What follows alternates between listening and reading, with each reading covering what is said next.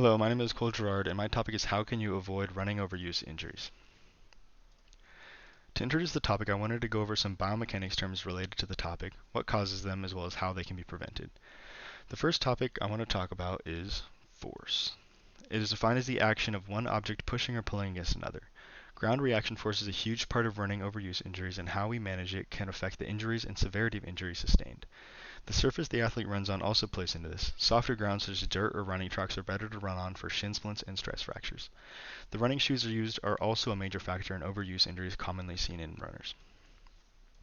Impulse is my second term, and it is defined as the product of the force applied and the duration it is applied for. It is most relevant in terms of heel strike, the impulse caused by the impact, as well as the potential damage it can cause. My first paper I found goes over the differences between athletes with and without shin splints. For the methods of this study, they had 48 subjects, 13 of which were control, 13 had bad shin splints, and 22 had slight shin splints.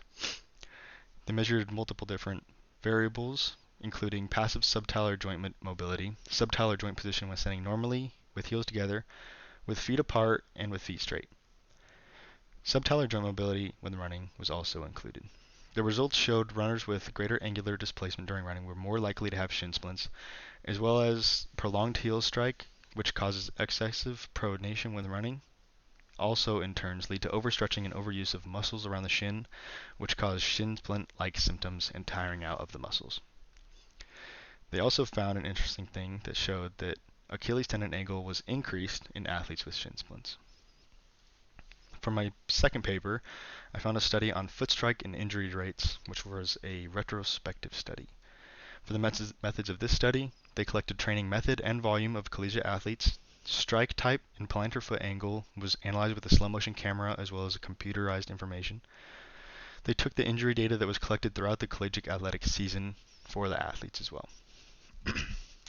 The results of this study were actually really interesting. They found that heavily cushioned shoes may result in higher injury rates as it allows for and encourages poor running form.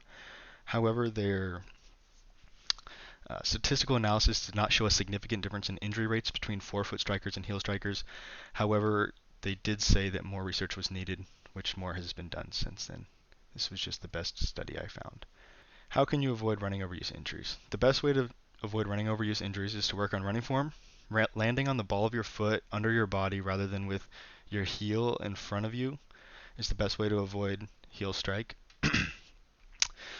Another good way is to begin progressing to shoes with less cushion and a lower heel platform, but it's important that this is done progressively, as a stark change will potentially cause even more injury than going to a shoe like this in the long run. This will allow you to use more of the natural anatomy of your foot and how your body was meant to run instead of relying on a big pillow for your heel to land on.